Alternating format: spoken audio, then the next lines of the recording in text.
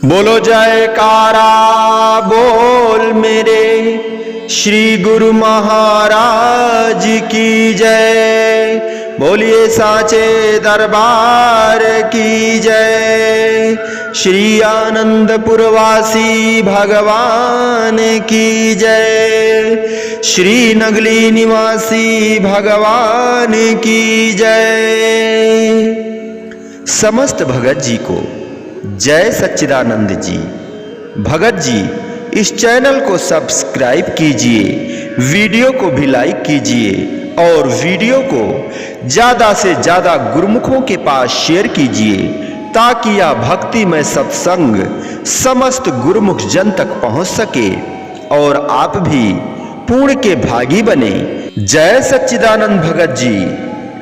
गुरु गोविंद दो खड़े काके लागू पाए, बलिहारी गुरु आपने जिन गोविंद दियो मिलाए। गुरु और गोविंद दोनों एक साथ खड़े हैं। पहले किसके श्री चरणों में प्रणाम करूं? हे गुरुदेव, मैं आपके ही श्री चरणों में पहले प्रणाम करता हूँ। आपकी कृपा से मैं श्री गोविंद से मिल सका हूँ। श्रीमद् भागवत के 1-10 स्कंद में 9 एगेश्वर संवाद के अंतर्गत तस्माद् गुरुम प्रपद्येत जिज्ञासु श्रेय उत्तमम कहकर उत्तम कल्याण के जिज्ञासु के लिए शास्त्र ज्ञानी, ब्रह्म ज्ञानी और परम शांत श्री गुरु की शरण में जाने को कहा गया है। वहीं श्री कृष्ण जी ने उद्धव जी से आचार्य गुरु मुझे ही समझो, आचार्य मां विजयीनाथ तथा श्री गुरु महाराज को सामान्य पुरुष मानकर कभी अपमान ना करो समझाते हुए गुरु को अपना ही रूप बताया है। गोस्वामी तुलसीदास जी ने तो श्री रामचरित्र मानस में प्रारंभ से ही गुरु की वंदना करते हुए यत्र तत्र गुरु महिमा का ही उन्मेष किया है। मंगलाचरण प्रकरण में जहाँ शुभ्र गुणों से युक्त श्री गणेश जी की वंदना की है, वहीं वंदे बोधमयम नित्यम गुरुम कहकर श्री गुरु सहारा को कृपा सिंधु नर रूप हरि कहा है। श्री गुरुदेव का उपदेश महामोह रूपी अंधकार को नष्ट करने वाला है। श्री गुरुचरण कमल की रज भी वंदनीय है। वह सुरुचि सुबास सरस के साथ ही समस्त सांसारिक दुखों की विनाशक भी है। सद्गुरु का स्मरण अज्ञान रूपी अंधकार को नष्ट करते हुए हृदय को दिव्य दृष्टि से पूरित कर देता है। गोस्वामी तुलसीदास जी ने तो यहाँ तक विश्वास पूर्वक कहा कि सेवक सदन स्वामी आगमनु मंगल मूल अमंगल दमनु। लगते हैं गुरु कृपा ही वह पारस मणि है जिसके स्पर्श मात्र से ही मृत्युहीन वस्तु मूल्यवान हो जाती है और महत्वहीन व्यक्ति भी महत्वपूर्ण हो जाता है। अनेक बार जब हम सद्गुरु की शरण में जाते हैं तो हमें समझ नहीं आता कि हम वहाँ से क्या पाते हैं। बहुत से लोग इसलिए जाते हैं ताकि उनकी तकलीफें दूर हो जाएं। किसी के शरीर में तकलीफ है, किसी के घर में समस्याएं चल रही हैं, कहीं पति पत्नी की नहीं बनती तो कहीं भाई भाई में लड़ाई हो रही है। कोई अपने व्यापार को बढ़ाने के लिए आता है तो किसी की आर्थिक स्थिति खराब होती है, कोई संतान की इच्छा रखता है। हम सब सोचते हैं कि गुरु की शरण में जाएंगे तो हमारी इच्छा पूरी हो जाएगी, पर गुरु बार बार हमें यही समझाते हैं कि स्वयं को जानो। हम यह सुनते हैं, बहुत बार सुनते हैं, लेकिन इसका अर्थ नहीं समझ पाते, उस पर अमल नहीं कर पाते। बहुत से भाई बहन दीक्षा की चाहत में आते हैं। उन्हें लगता है कि गुरु से दीक्षा ले ली और बस सारे दुखों से मुक्ति मिल गई, लेकिन जाप के लिए वह समय नहीं निकालते, पहले की ही तरह दुनियावी चीजों में फंसे रहते हैं। इसलिए दोनों में से कोई भी मनोरथ पूरा नहीं होता। सद्गुरु की कृपा से आत्मा में प्रकाश संभव है, यही वेदों में भी कहा गया है, यही समस्त उपनिषदों का सार है। शिष्य वह है जो गुरु के बताए मार्ग पर चलकर उनसे दीक्षा लाभ लेकर अपने जीवन में 4 पुरुषार्थ धर्म, अर्थ, काम और मोक्ष को प्राप्त करता है। गुरु प्रेम पथ का प्रारंभ गुरु चरणों से ही होता है। उन चरणों को अपने अश्रुओं से पखार कर ही अपने भीतर की मलिनता को स्वच्छ किया जा सकता है। उन चरणों में समर्पण ही प्रेम का पहला अक्षर सीखा जा सकता है। उन चरणों में स्वयं को मिटाकर बूंद से समुद्र बनाया जा सकता है। उन चरणों का पूजन करना ही प्रेम की पूजा करना है, गुरु की पूजा करना है। तो आइए हम सभी पूर्णता के साथ गुरु चरणों में स्वयं को विलीन कर विराटता को प्राप्त कर लें, अद्वितीयता को प्राप्त कर लें, पूर्णता को प्राप्त कर लें, पूर्ण रूप से प्रेममय बन जाएं। एक कथा है, जापान में एक संत थे। वह प्रकृति के रंगों को चित्रों में ढालते थे।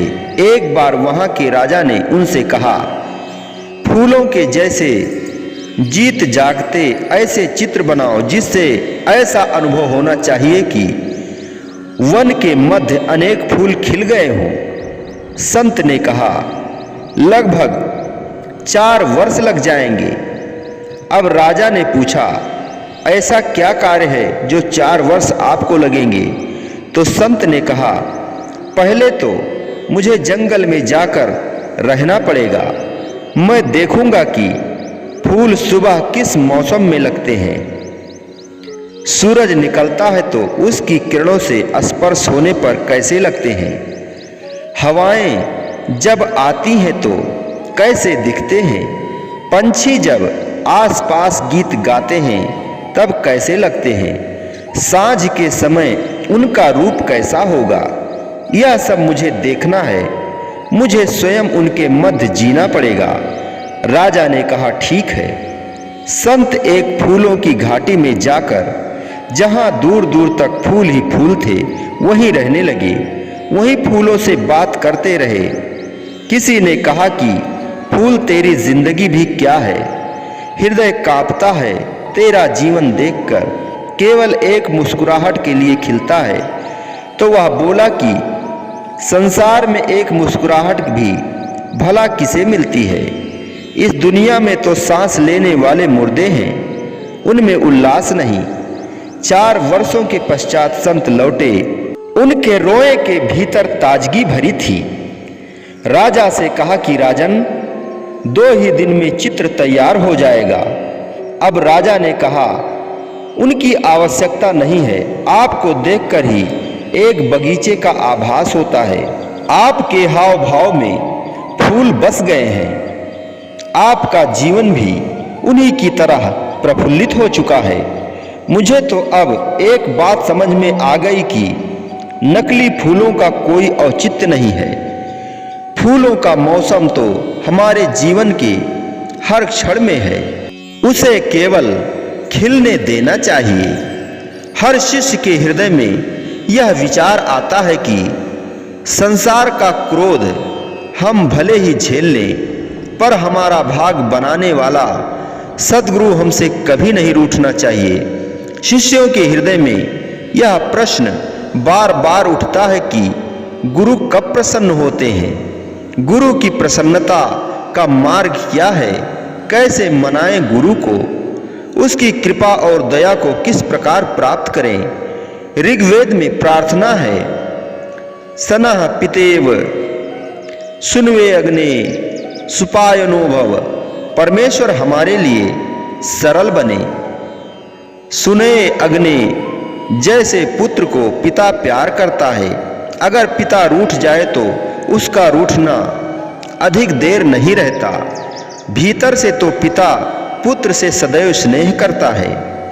ग्रंथों में भगवान को मनाने के विषय में वर्णन मिलता है कि सभी ग्रंथों में हम यह देखें तो सद्गुरु को प्रसन्न करने के लिए कुछ उपाय लिखे हैं। सद्गुरु उस शिष्य से प्रसन्न होते हैं जो जीवन में सहनशीलता को अपनाता है, दुखी प्राणियों के प्रति दया सहानुभूति के भाव अपनाएं, प्राणी मात्र के प्रति भी मैत्री भाव अपनाएं। जितने भी दुनिया के प्राणी हैं उनके प्रति मित्रता वाला प्राणी हो जाए, तब गुरु उनसे अति प्रसन्न हो जाते हैं। किसी के प्रति पक्षपात का व्यवहार ना करें, सबको समान समझें। परिवार में किसी के प्रति द्वेष ना करें, समाज में भेदभाव का व्यवहार ना करें। व्यवहार में सहनशीलता अपनाएं। हर समय आपे से बाहर रहना, दूसरों के प्रति आक्रामक मुद्रा बना लेना। किसी ने हमें अगर एक उंगली दिखाई तो हम उसके साथ में हथौड़ा लेकर उसको मारने में तत्पर ना हो जाएं। गुरु दर्शन को जाते समय फूल हाथ में लें तो फूल जैसा मन बनाकर ही जाना चाहिए। फूल जैसी कोमलता, फूल जैसी सुगंध अपने साथ में अपने शुभ कर्मों में लेकर जाना और ध्यान रहे कि फूल जहाँ जाता है वहाँ की शोभा बढ़ाता है। आपका स्वभाव अच्छा है तो जहाँ जाओ वहाँ की शोभा बढ़ाओ। अगर आप फूल जैसे हो तो गुरु की शरण में जाओ, तुम्हें वहाँ कृपा प्राप्त होगी। अगर आप नारियल लेकर जाते हो तो यह दर्शाता है कि बाहर से सख्त मगर भीतर से अवश्य प्रेम रखने वाले तथा कोमल स्वभाव के हैं। आज भारतवर्ष में हजारों धर्म शिक्षक और आध्यात्मिक गुरु हैं। इनमें से कुछ विख्यात प्रेरक गुरु हैं। लगभग 1 दर्जन गुरु अखिल भारतीय स्तर पर लोकप्रिय हैं और उनमें से कुछ की ख्याति विदेशों तक फैली है।